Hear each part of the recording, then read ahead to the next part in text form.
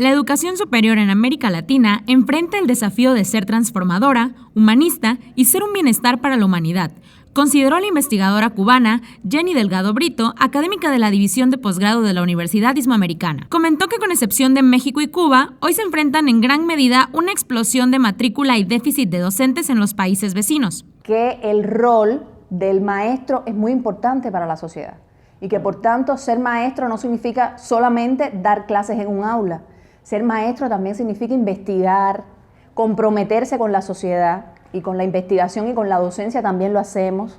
Es decir, yo creo que la educación, la transmisión de la educación debe ser en ese sentido, en un sentido transformador, humanista, claro, que nos permita a todos, de eso que hablaba al inicio, ¿no? De cumplir con el legado de la reforma de Córdoba, de hacer de la educación superior un provecho y un bienestar para la humanidad.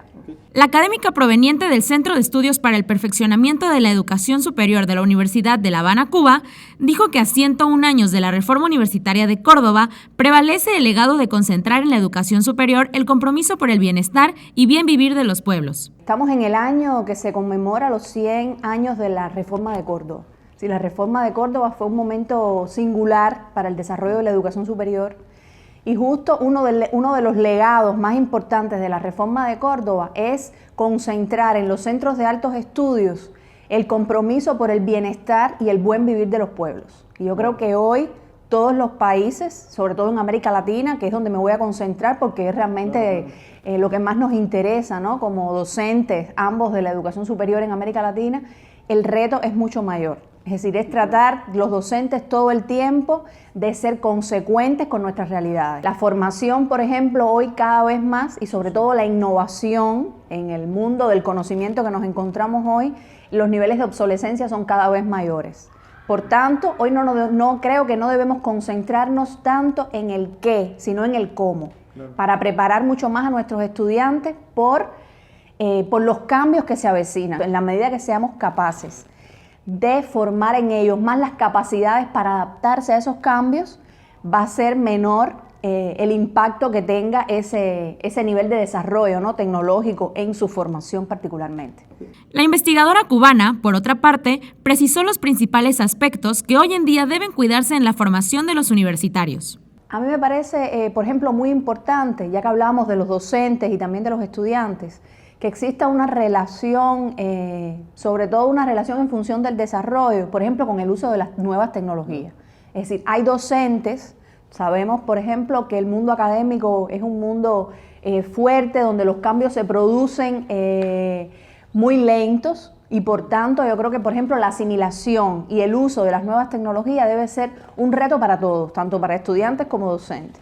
Pero me enfoco más en los docentes porque sabemos que los estudiantes, por ser una generación más joven, también son una generación ya más tecnológica o sobre todo más cercana a la tecnología. Y entonces yo creo que uno de los retos fundamentales de nuestros docentes hoy es cada vez más hacer un buen uso de las tecnologías. Y digo buen uso porque a veces, por ejemplo, creemos que con usar por ejemplo, una presentación electrónica o determinado detalle ya estamos usando o dándole un buen uso a las tecnologías. Y no, se trata más de, sobre todo, de que el estudiante también sea capaz de que a partir de la tecnología pueda devolver al grupo, y cuando hablo de grupo hablo de docente y de otros estudiantes, nuevos conocimientos, nuevas prácticas que puedan ayudar a esa formación que estamos tratando de conformar. Para la catedrática Delgado Brito, quien imparte la asignatura Evaluación Institucional en la Maestría de Ciencias de la Educación de la Universidad Hispanoamericana, el uso correcto de las nuevas tecnologías forja al universitario. Hay peligros, hay peligros y por eso insisto en el brindar herramientas para saber cómo y no para saber qué, ¿no? Saber cómo podemos usar mejor el Internet. Es decir, no podemos, por ejemplo, siempre recomiendo a mis estudiantes que nunca podemos irnos con un solo criterio, con un solo juicio, que lo importante es conformar un juicio propio de todo lo que revisamos. La investigadora Jenny Delgado Brito es licenciada en Sociología y máster en Ciencias de la Educación por la Universidad de La Habana, Cuba. Es miembro de la Cátedra UNESCO en Gestión y Docencia Universitaria y cuenta con experiencias docentes en Bolivia, Venezuela, Nicaragua y México. Asimismo, participó en una investigación conjunta titulada Un estudio comparado de las políticas educativas de la educación superior y que le valió 3 premios nacionales en su país. Tiene que ver mucho con el desarrollo de una ciencia que creo que ha alcanzado un nivel importante, sobre todo en la región, que es la educación comparada. Es decir, a partir de la educación comparada y de las herramientas metodológicas de la educación comparada, hemos podido, sobre todo, acercarnos más a decisores de políticas, al diseño y al estudio de algunas políticas en la región que no siempre han sido un beneficio, ¿no?, para nuestros países, sino que a veces han perjudicado mucho el desarrollo de nuestros países.